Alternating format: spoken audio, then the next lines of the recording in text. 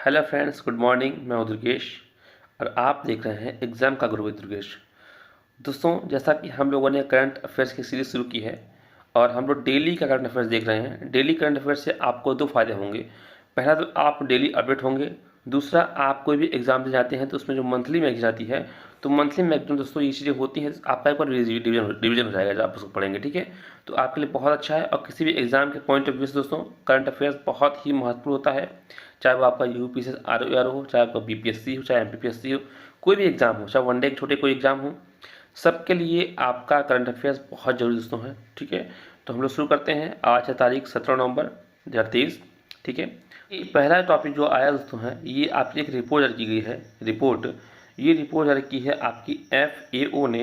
ये है आपका सैंड एंड डस्ट स्टॉर्म के ऊपर है।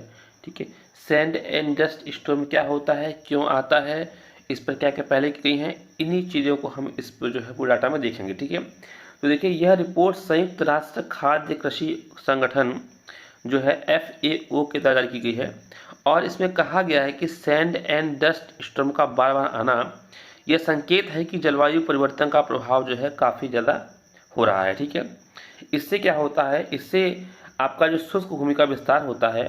ठीक है, कुल मिला के मरुस्थलीकरण बढ़ता है, जो कि भीषण सूखा इन फ्यूचर में आ सकता है। ठीक है, उस वहाँ रहने वाली जातियों के लिए अकाल की स्थिति पड़ सकती है। तो इस प्रकार से शुष्क भूमि के विस्तार की इस प्रकार से ये आने के संकेत हैं। ठीक है, सैंड एंड डस्ट स्टॉर्म। ठीक है, सैंड एंड डस्ट स्टॉर्म से प्रभाव क्या पड़ता है, देखिए प्रभाव तो यह आपका जो 17 शहद विकास लक्ष्य आपके SDG गोल हैं दोस्तों, ये 17 जो आपके जो SDG गोल हैं, इनको आप एक बार पढ़ लीजिएगा, देख लीजिएगा कि पहले में कौन सा आता है, दूसरे में कौन सा आता है, तीसरे में कौन सा आता है। ये दोस्तों प्रश्नों में कभी कभी क्वेश्चन में आता है कि SDG 4 किस संबंधित है, तो आपको पता होना चाहिए। ठीक है, तो इस SDG फर्स्ट किससे है, तो इस प्रकार से आप जो 17 गोल है उसको आप देख लीजिएगा। तो 17 गोल में से 11 गोलों को प्रभावित करता है। देखिए बहुत महत्वपूर्ण, मतलब कि केवल 6 को छोड़ के 11 गोल को ये प्रभावित कर रहा है, तो इसलिए बहुत महत्वपूर्ण रहता है ये। ठीक, उदाहरण के लिए देखिए आप यहाँ SDG 6 दोस्तों है, ये किस संबंधित है, ये आपका स्वच्छ जल और स्वच्छता से संबंधित है। तो इसमें क्या हो रहा है कि ये जो है धूल जमा होने से जल की गुणवत्ता में गिरावट आ रही है। ठीक है, तो जल जो है आपको स्वच्छ नहीं प्राप्त हो पा रहा है। ठीक है, तो आपका एक तो गोल प्रभावित कर दिया, इसी प्रकार से आपके टोटल 11 गोल जो है प्रभावित करता है। ठीक है, देखिए दोस्तों एक टर्म आया है इसमें सैंड ब्लास्टिंग, तो मैंने सोचा आपको समझा दूँ। सैंड ब्लास्ट दोस्तों कोई भी टर्म अगर आता है तो उस टर्म से संबंधित प्रश्नों की पूछे जाने की संभावना बढ़ जाती है। ठीक है, क्योंकि वो नए टर्म होते हैं। सैंड ब्लास्टिंग क्या होता है, अति महीन कणों का, मतलब बहुत महीन कण जो है बालू के होते हैं, मृदा की ऊपरी परत पर उच्च वेग से गिरते हैं। जैसे मान लो ये मिट्टी है और यहाँ कोई पौधा लगा है, तो यहाँ ऊपर से बहुत तेज़ी से कोई चीज़ गिर रही है अगर, तो यहाँ क्या होगा, यहाँ गड्ढा होगा, तो इससे मृदा या सतह की ऊपरी परत का जो है अपरदन हो जाता है। ठीक है, इससे क्या होता है, पौधे की जड़ें दिखने लगती हैं और पौधे गिर जाते हैं। ठीक है, तो पौधों के लिए भी नुकसान है। ठीक है, मतलब कि कुल मिला के वन वन वन वन जो है पर्यावरण को नुकसान हो रहा है। ठीक है, तो इस प्रकार से दोस्तों ये आपका सैंड ब्लास्टिंग ये होता है। ठीक है, सैंड ब्लास्टिंग समझ गए आपको। आगे देखिए, सैंड एंड डस्ट स्टॉर्म जो आपका है उसको कम करने के लिए कुछ पहले की गई है वैश्विक पहल। तो वैश्विक स्तर पर देखेंगे हम, आपका देखेंगे तो जो आपका जो आपका ये संयुक्त राष्ट्र संगठन है, ठीक है, UN है, तो UN ने जो है दोस्तों आपका UN ने संयुक्त राष्ट्र मरुस्थलीकरण रोकथाम अभियान मतलब UNCCD 1994 को अपनाया था और इसे 1996 में लागू किया था। ठीक है, तो ये आपकी एक नीति है। इसी प्रकार से WMO ने आपका सैंड एंड डस्ट स्टॉर्म पर शुरू की है। ठीक है, देखिए ये आपकी रिपोर्ट तो FAO ने जारी की है, लेकिन विश्व मौसम संगठन WMO ने सैंड एंड डस्ट स्टॉर्म की वजह शुरू की है। ठीक है, भारत ने भी कुछ पहले की हैं, लेकिन आपके लिए महत्वपूर्ण नहीं है। जो चीज़ें महत्वपूर्ण थी वो बाकी आपको पढ़ना हो पढ़ लीजिएगा। ठीक है, आगे देखिए सिटी क्लाइमेट एक्शन प्लान। ठीक है, ये एक रिपोर्ट है इसके प्रति बेंगलुरु शहर की प्रतिबद्धता के अनुरूप बेंगलुरु क्लाइमेट एक्शन प्लान। देखिए बेंगलुरु क्या है, एक महानगर है आप जानते हैं, तो बेंगलुरु ने दोस्तों एक C40 सिटीज़ के अंतर्गत एक एक्शन प्लान प्रस्तुत किया है। ठीक है, ये क्या होगा, C40 क्या है, C40 दुनिया के प्रमुख शहरों के लगभग 100 महापौर जो मेयर्स होते हैं उनका एक वैश्विक नेटवर्क है और ये सभी जलवायु परिवर्तन के संकट का सामना करने के लिए एकजुट हुए हैं। ठीक है, तो C40 6 भारतीय शहर हैं भारत के, दिल्ली है, मुंबई है, चेन्नई, कोलकाता, बेंगलुरु और अहमदाबाद इस समूह के सदस्य हैं। ठीक है, तो 100 में से जो भारत के 6 शहर हैं वो इसके सदस्य, बाकी और भी देश होंगे। ठीक है, देखिए CCAP क्या है, ये आपका एक्शन प्लान क्या है, तो यह किसी शहर के जलवायु संबंधी कार्रवाई की पहचान करना और उन्हें लागू करने हेतु एक एक फ्रेमवर्क विकसित करना है। ठीक है, जैसे वहाँ उस शहर में क्या समस्याएं हैं उनको आप पहचानेंगे और उसको किस तरीके से समाप्त कर सकते हैं, ये आपका एक CCAP प्लान है। ठीक है, CCAP की आवश्यकता क्या है, आवश्यकता इसलिए तो है कि कुल ऊर्जा खपत में से 3/4 मतलब 4 में से 3 खपत आपका शहर ही करते हैं, तो शहर इसकी जिम्मेदारी है, गांव का तो भाई व्यक्ति कुछ नहीं करता है। इसके अतिरिक्त ये दुनिया भर में लगभग 75% वैश्विक कार्बन डाइऑक्साइड उत्सर्जन के लिए उत्तरदायी है। देखिए एसी, फ्रिज, ये सब कहाँ है, शहरों में तो है। तो ये चीज़ें दोस्तों आपका इससे नुकसान होता है। ठीक है, तो यही चीज़ बताने का प्रयास किया गया है यहाँ पे। अब इससे संबंधित क्या है, देखिए केंद्रीय आवासन और शहरी कार्य मंत्री ने एक आपका सिटीज़ 2.0 एक कार्यक्रम लॉन्च किया है। इसका इसका फुल फॉर्म क्या है, city investment to innovate, integrate and sustains. इससे मतलब आप समझ रहे होंगे कि एक ऐसा सिटी विकसित करना जहाँ कुछ इनोवेशन हो, कुछ इंटीग्रेट हो, कुछ सस्टेनेबिलिटी हो। ठीक है, तो स्मार्ट सिटीज़ मिशन का एक उपघटक है प्रकाश, मान लीजिए आप। ठीक है, इसमें क्या होगा, शहरी स्तर पर हम जो है एकीकृत अपशिष्ट प्रबंधन मतलब कूड़े कचरों किस प्रकार से हम उसका यूज करें, रीयूज, रिसाइकिल। राज्य स्तर पर जलवायु केंद्रित सुधार कैसे किया जाए, तो जलवायु से संबंधित जो है सुधार किया जाए, इन चीज़ों को पहचानना पड़ेगा। तीसरा क्या है कि संस्थागत मजबूती और ज्ञान का प्रसार। ठीक है, तो ये सब चीज़ें है आपका सिटीज़ के अंतर्गत आएगा। ठीक है, आगे बढ़ते हैं। आगे दोस्तों तीसरा जो टॉपिक है आपका वो है आपका ASCI ने ग्रीन वॉशिंग मुक्त विज्ञापन सुनिश्चित करने के लिए जो विज्ञापन में पर्यावरणीय ग्रीन क्लेम्स के लिए एक दिशा निर्देश जारी किए हैं। मतलब कुल मिलाकर जो आप देखते हैं विज्ञापन अमूल दूध का या किसी भी चीज़ का, टाइड का, किसी बाइक का, किसी, ठीक है, तो इन चीज़ों में दोस्तों भ्रामक जो पैदा कर रहे हैं उन चीज़ों के लिए एक दिशा निर्देश जारी किए गए हैं आपका ASCI के द्वारा। ASCI क्या है, भारतीय विज्ञापन मानक परिषद है और इसका गठन कब हुआ था, 1985 में, और यह एक स्व-विनियामक संगठन है। ठीक है, उद्देश्य क्या है इसका उद्देश्य होता है कि भारत में जो दिखाए जाने विज्ञापन है उनमें शालीनता, निष्पक्षता और ईमानदारी को बनाए रखना। लेकिन अभी हाल में ये चीज़ें दिख नहीं रही है दोस्तों, आप देख पा रहे होंगे। ठीक है, अब देखिए ग्रीन वॉशिंग।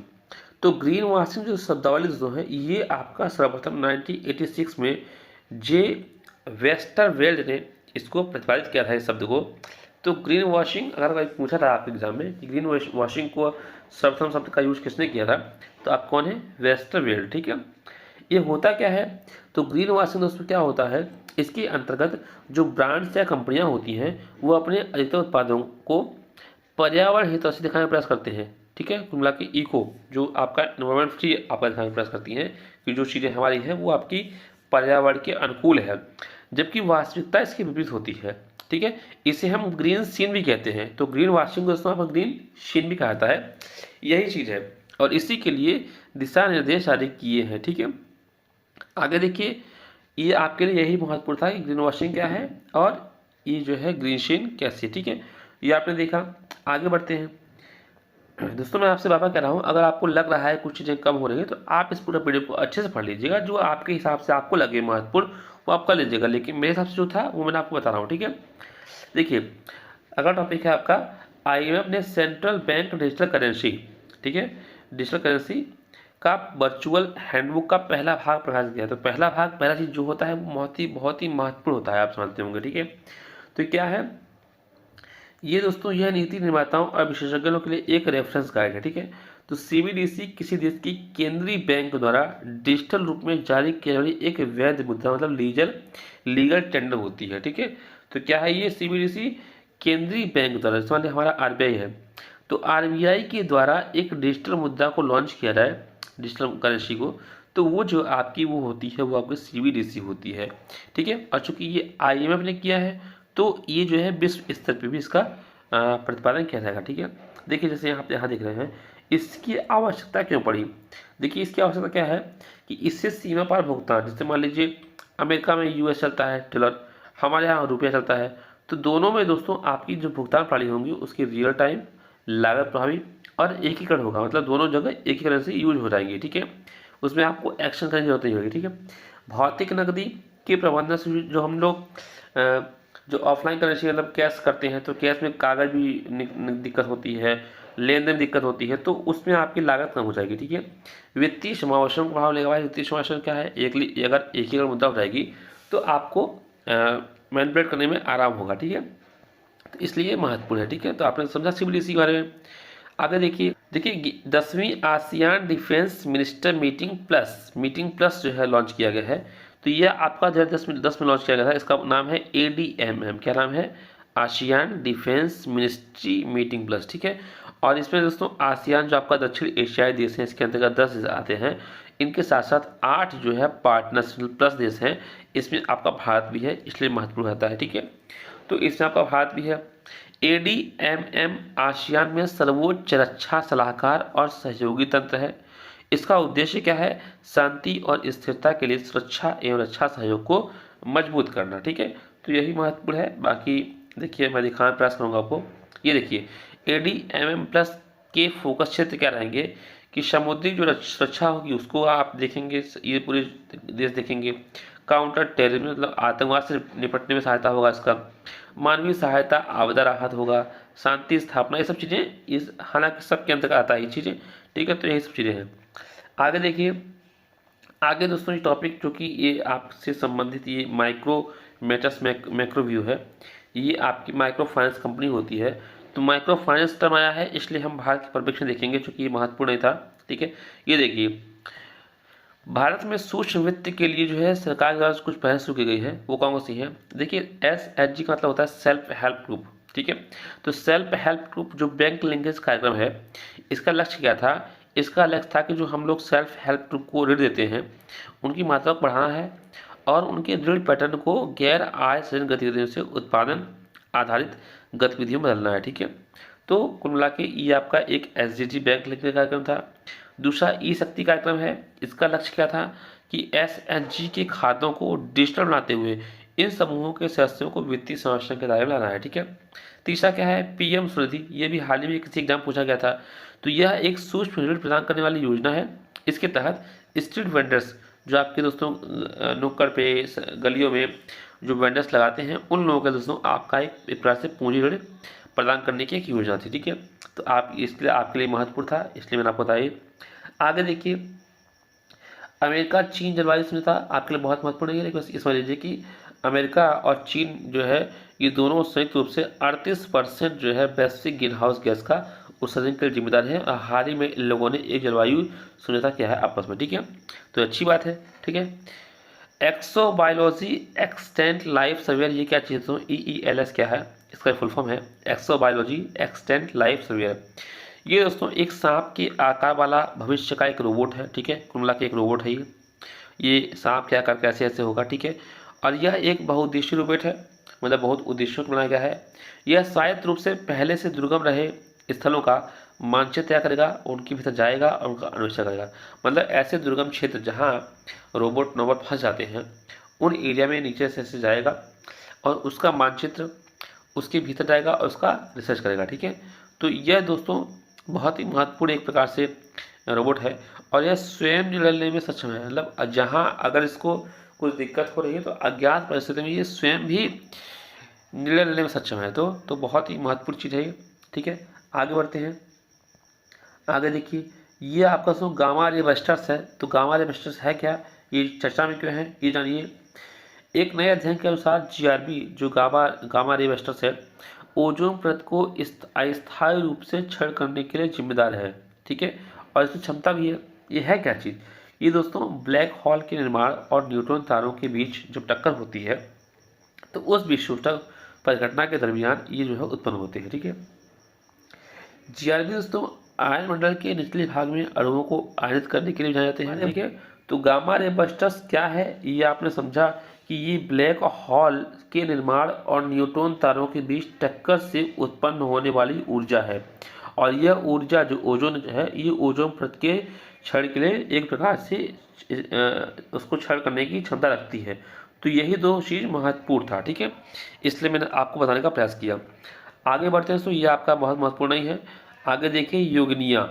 योगिनिया एक प्रकार से दोस्तों आपका आर्ट एंड कल्चर संबंधित टॉपिक है, ठीक है। इसमें क्या है देखिए, इंडिया प्राइड प्रोजेक्ट, ये एक प्रोजेक्ट है, आपने इसके बारे में अगर नहीं सुना होगा तो सुन लीजिए आप।